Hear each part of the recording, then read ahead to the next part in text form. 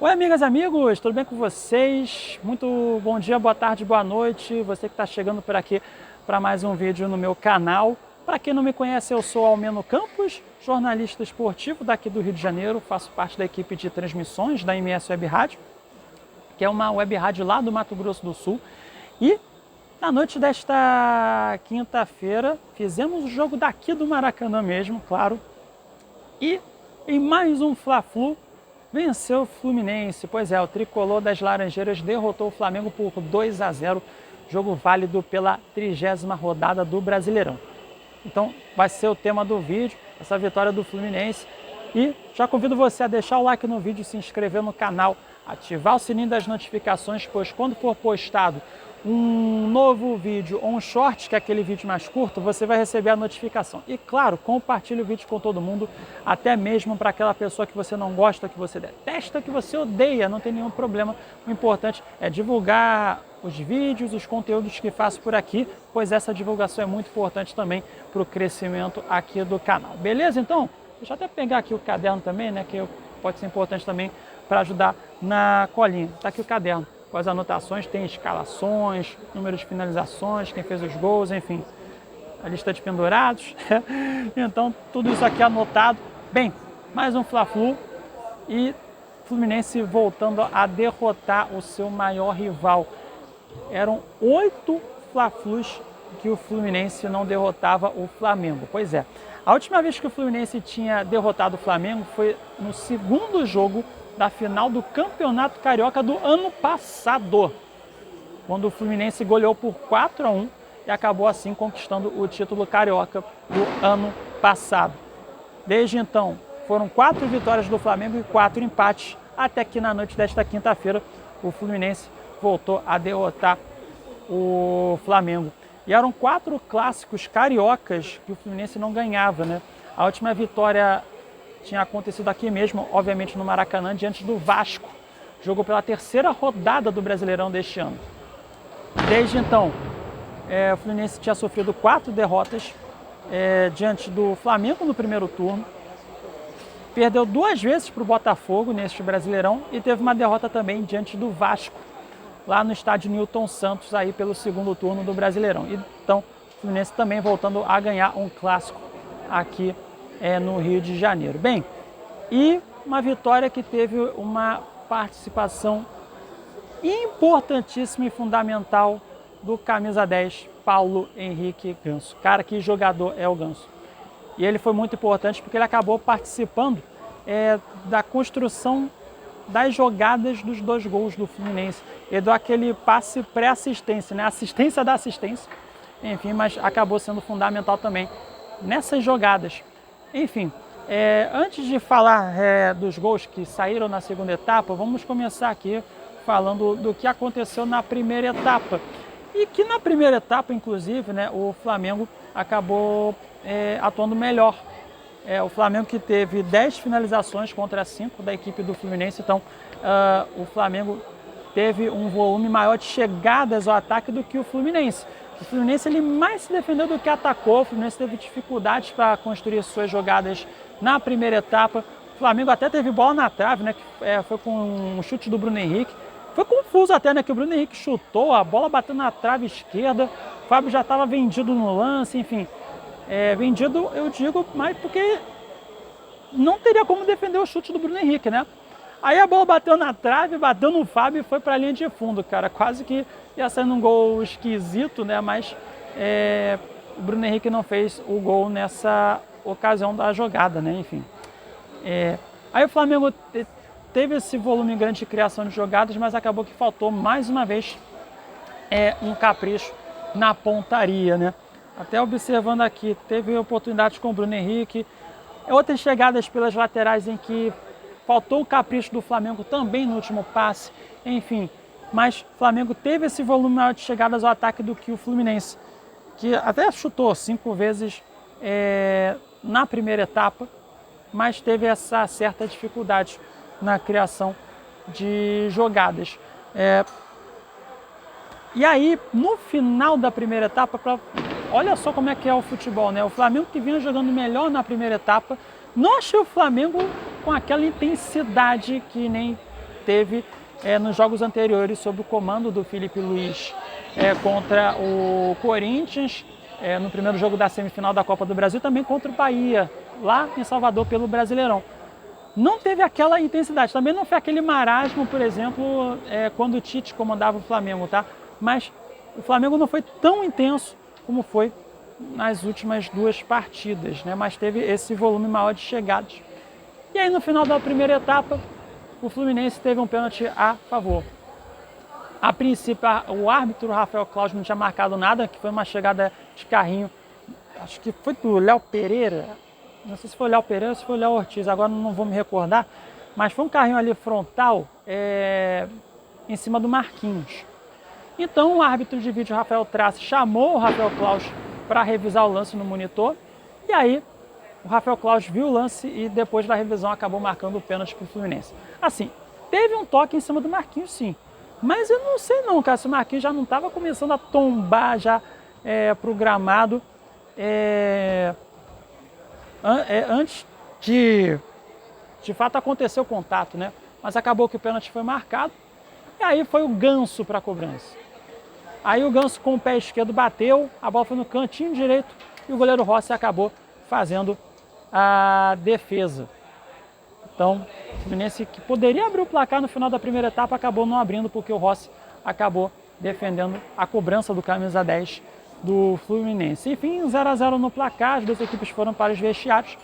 E aí, partindo para a segunda etapa, que aí teve uma alteração, que foi a entrada do John Arias no lugar do Marquinhos.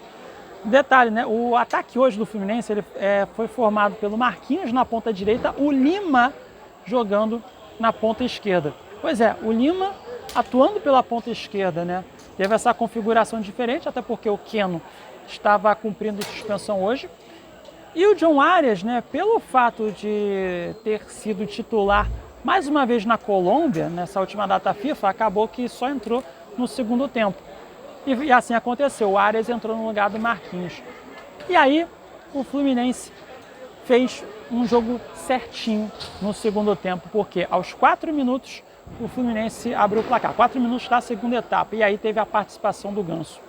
A bola quicando na frente dele, aqui pelo lado direito de ataque do Tricolor, o Ganso deu um belíssimo passe de calcanhar, e foi praticamente um coice na bola, mas foi um coice bonito, lindo de se ver, porque foi um belíssimo passe de calcanhar encontrando o Cauã Elias. Aí o Fabrício Bruno e o Wesley, lá no lado direito da defesa do Flamengo, deram condição para o Cauã Elias.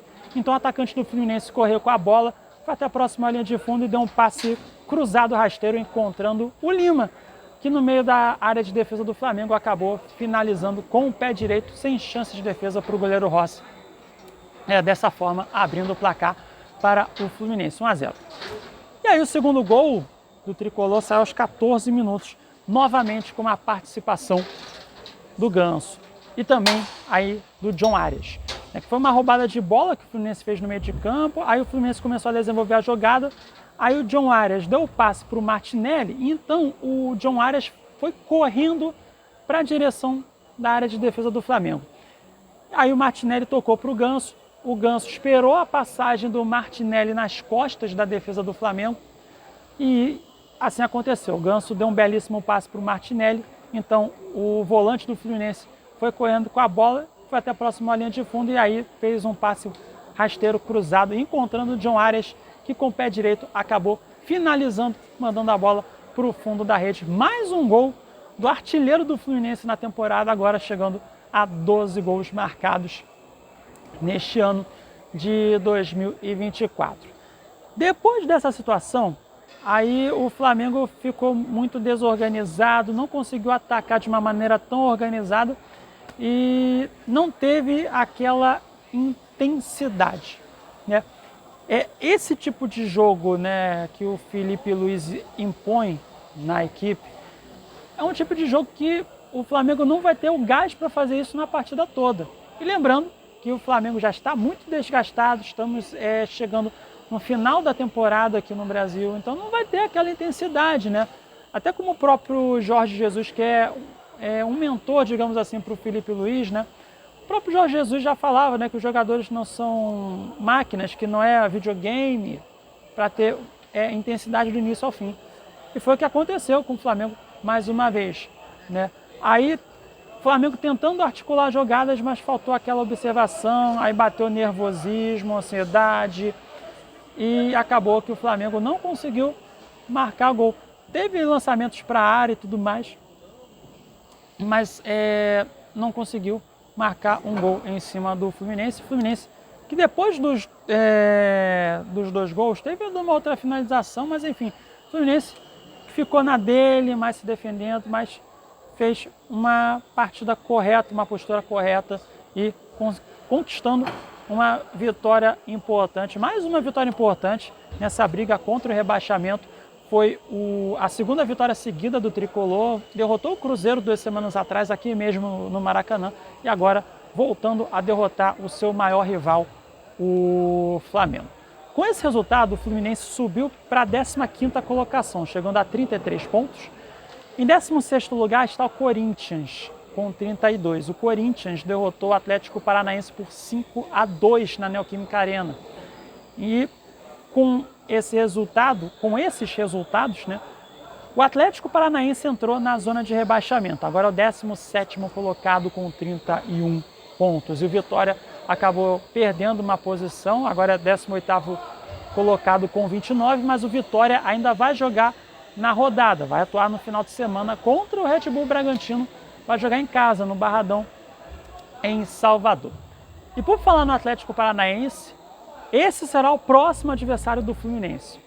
Vai ter um duelo direto nessa briga contra o rebaixamento. Fluminense e Atlético Paranaense vão se enfrentar aqui no Maracanã, na terça-feira, 7h30 da noite, no horário de Brasília, jogo atrasado da 17ª rodada do Brasileirão. Para esse jogo, o Fluminense terá os retornos do Keno e do Marcelo, que cumpriram suspensão na partida no Clássico desta quinta-feira.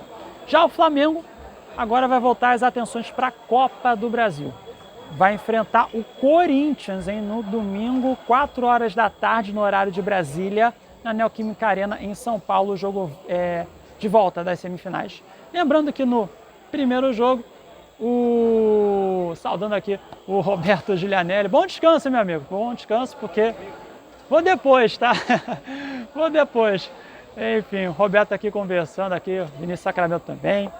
Enfim, Corinthians e Flamengo, tá? No domingo, 4 horas da tarde, lá na Neoquímica Arena, jogo de volta das semifinais da Copa do Brasil. Lembrando que o primeiro jogo o Flamengo venceu por 1-0. Então o Flamengo avança para a final em caso de uma nova vitória ou um empate. Se o Corinthians vencer por 1 gol de diferença no tempo normal, a partida vai para os pênaltis. Agora, o Corinthians avança para a final se vencer por, no mínimo, 2 gols de diferença. E olha, o Corinthians vem embalado, hein? Vem muito embalado por conta dessa goleada de 5-2 em cima do Atlético Paranaense. Era um confronto direto também. E o Atlético Paranaense, né, que é o detalhe que eu esqueci de falar aqui, mas lembrei, não vence uma partida no Brasileirão há 2 meses. Vem trocando de técnico constantemente. E no ano do centenário, hein? Olha a situação do Atlético Paranaense. O Atlético que está cumprindo direitinho a cartilha do rebaixamento. Está cumprindo direitinho os mandamentos do manual do rebaixamento, né? Então, o Fluminense vai ter esse duelo direto e o Flamengo vai ter esse duelo importantíssimo pelas semifinais da Copa do Brasil. E olha, é um jogo perigoso para o Flamengo, tá? O Corinthians jogando em casa, ele é forte. O Flamengo precisa ter muito cuidado, porque senão pode se complicar no domingo. Bem, o que vocês acharam da partida, hein? Deixa aí nos comentários. Se você gostou do vídeo, deixa aquele like, se inscreva no canal, ative o sininho das notificações, compartilhe esse vídeo com todo mundo. Em breve voltarei com mais um vídeo, sexta-feira, hein? Com Botafogo e Criciúma, direto daqui do Maracanã. E o estádio estará lotado, hein? Para receber o líder do Brasileirão diante do Criciúma. Então, volto com mais um vídeo nesta sexta-feira, tá certo? Beijos e abraços a todos e até a próxima, hein? Tchau, tchau!